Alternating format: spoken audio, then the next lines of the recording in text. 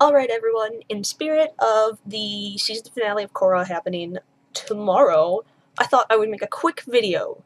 And it's just, well, it's not going to be quick at all. But I felt the need to say this, and if you guys follow any of the other girls from IMT over like on Tumblr, you've probably seen everyone talk about this a lot. This is going to be talking about Mako, and if you guys know me, I'm a big Bolin fan, so I mean, I just wanted to get a perspective from someone who's really not a big Mako fan. Like, I know we all know that Cartoon loves Mako, and I don't actually know where Nina stands on Mako, but I wanted to talk about Mako and everything that's been happening, and what you should think going into the finale. Well, maybe not what you should think, but maybe some things that could help change your perspective on things. I don't know. Just some food for thought. Gonna try and make this as short as I can. Can't promise anything, but let's just go right into this. We're gonna talk about Mako, we're gonna talk about Korra, we're gonna talk about a lot of different characters and a lot of, like, the way that things have been handled in this season. So we're gonna touch on a bunch of different topics and a bunch of different characters, starting with Mako. I agree that Mako has plenty of things that he needs to answer for. From the very beginning, I haven't been a big Mako fan because of the very first episode. He comes in and he's all a jerk to Korra, and the only reason he apologizes is because he's like, oh, wait, she's the Avatar, she's the big shot. Like, that just didn't sit right with me, because, you know, I don't know, people justify it by being like, oh, but he just thought Korra was a fangirl. Well, as a person who has some fans, which, honestly, I can't believe that I have fans, so thank you, I don't think I deserve you, but I'm just saying, if any of my friends or, like, my siblings were rude to you guys just because they're like, oh, that's just another one of Solo's fangirls, I would be really upset. You don't just treat people like that because you think that they're fans. That doesn't make them lesser beings just because they're fans. It just seemed really rude. So immediately right there, I was like, Mako, I don't think you and I are going to get along. But we'll go into the kiss, okay? The kiss was not good. Mako hid it from Asami. That's the reason why it's really not good, is the fact that it happened, and he's been hiding it from Asami. If he would have just came out and been like, Asami, look, Korra kissed me, and I kissed her back, but it was just a reaction, and I'm sorry, and I'm sorry. Like, I would have accepted that. Because really, the person at fault for the kiss is Korra. Korra knew that Mako was in a relationship, and she wanted to put a rift in that. She really did. If Korra would have done it differently, if she would have been like, Mako, I know that you're in a relationship and you have a girlfriend, but I really like you and I think we're meant to be together. And I understand that you're with someone right now, but I just wanted to tell you that, and yeah, okay, bye, and like, airbended away or waterbended away or something. Like, that would have been a lot different. It would have been a better way to handle it. But she didn't handle it like that, which is fine. I mean, well, not fine, but I mean, it just showed a lot of who Korra is. She's very physical, she's always been, like, I'm gonna get in there, so she got in there, but it wasn't an okay thing to do, and Korra hasn't been having to reap the repercussions for this. Like, she tried to drive a wedge between them. She tried to steal someone's boyfriend. That's not cool. You don't do that. You don't. So if anyone should be blamed for the kiss, it should be Korra. Yes, I understand Mako did kiss her back, but that is a reaction. That wouldn't have happened if Korra hadn't kissed him first. Like I said, he has plenty of things he needs to answer for. There's no reason that he shouldn't have brought it up to Asami. Like, it should have been mentioned at some point in time. And the reason that he's been hiding it is not cool. I don't like it. I don't think Mako should be blamed at all for being upset that Korra's missing, or giving her attention when she shows up. Because, you guys, you have to remember, Mako watched his parents die in front of him. That's been established. So, yes, he's going to be very worried. He's going to be extremely worried. He was terrified that Korra could have been killed. And, you know, that's fine. We have to remember that during Asami's, like, breakdown and stuff, Mako was there for her. He wasn't ignoring her. He was being a very supportive boyfriend through this entire thing. Even if he is hiding the kiss. He has been there for Asami. He has been nothing but a good boyfriend, despite that one little hiccup.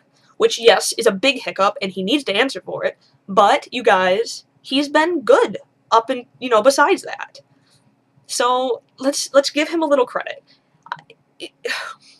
What I saw there between Korra and Mako was not shipping, was not romantic. That was him going, my friend, someone that I've really bonded with, that me and my brother have both really bonded with, and she's my teammate, and she's such a good friend, and I'm so glad that she's alive. There's no reason for Asami to be the center of the attention there, which not everyone has said, but we all, like me and the girls, we've said that. We've said that a million times. So, there's that. I hate how they're bringing this love triangle into this, I really do, but it's not all Mako's fault. It's really not. If anyone is to be blamed, it's Korra. Now, let's move over to Korra. Like I said, Korra needs to reap repercussions for this. I don't like that Mike and Brian bring in this thing like, oh, but if it's the one true soulmate, then you should just go for it. No, that's not cool. You don't do that stuff in real life. You don't. That's jerky. You don't trample over someone else to try and get to someone that you want to be with. That's stupid. If you're meant to be together, you will be together. Something will happen. That person will break up with the other person without your help, and then you can move it. You don't try and, like, karate chop the other person out of the way. Stupid. The moment that they talked about Lin and Pema and Tenzin and that thing, that started happening, I was like, I don't like this. I don't like this message. I don't like this message at all that they're telling them. And then everything happened with Korra, and then Korra, not to mention, let's talk about how Korra kissed Mako after a date with Bolin, who, it's obvious that he likes her. He admits to it, he brings her things, like, go on a date, he thinks everything's fine, then he turns around and she's macking on her boyfriend, like, her brother. His brother. There we go. So, again, there's plenty of things that Korra should be having to, like, answer for that the fans aren't upset about. Not cool. Now let's move over to Bolin. Bolin doesn't have a lot of problems, per se. I just don't really like the way he's been being written in these last few episodes. Like, they were just like, well, Bolin, he's just gonna be a funny guy right now. He's just gonna be a funny guy. Yes, we can credit this to him being incredibly optimistic. He's always a really glass half full kind of guy. But I still just feel that he's been severely lacking these episodes. And I don't like it. It just doesn't seem fair. So, I don't know. Let's hope that gets resolved soon. I'm trying to remain completely spoiler-free. But, whatever. What else? I already talked about the Pema and Tenzin message, and with Lin, and I don't like it. We don't actually know how Pema and Tenzin get together. I'm hoping that she didn't just do what friggin' Korra tried to do, and, like, Tenzin's with Lin, and then she's like, but I love you, and he's like, oh, I love you too. Oh, but I had this girlfriend. So, I don't know. I hope that's not how it happened. But, kind of mini spoiler alert, if you don't want to hear about the teasers that are out on the internet everywhere, you can leave now.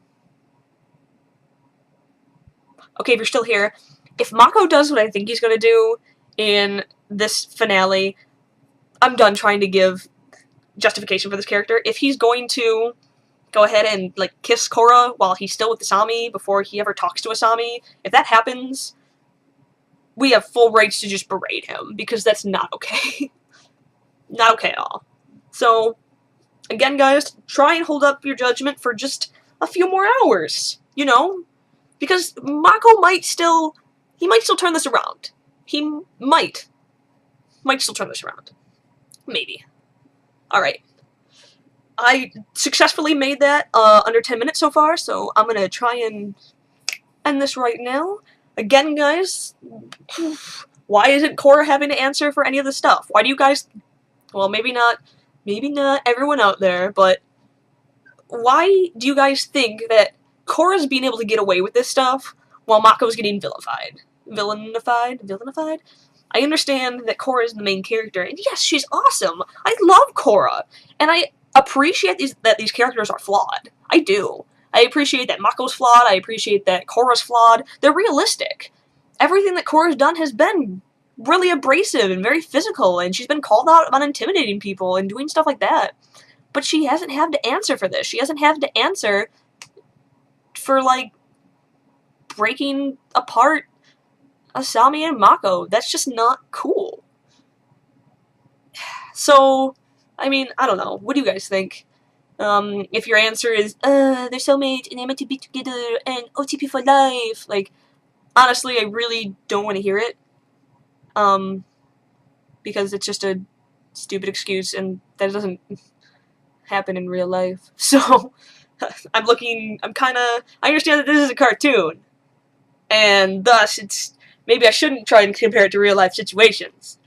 But going from the first season of Avatar: The Last Airbender, where things were really good, and I really enjoyed how everything was written, the second season, well, not second season, this sequel, it's leaving me with a little bit of a bitter taste in my mouth. I understand that it's rushed. The guys thought it was only going to be 2 seasons, so they were trying to jam-pack a lot of stuff in, but I'm just not liking it so much. I'm not liking this really stupid love triangle stuff. Love rhombus stuff. Not liking it. What do you guys think? I'm still excited for tomorrow. I'm still super excited for tomorrow, and I'm excited for the finale, and I hope it's going to be amazing. So, see you guys later. That's my video on Korra. Have a wonderful day. Have a wonderful Avatar premiere. Korra premiere. Let's hope that we can come out of this with some feels intact. Shazam.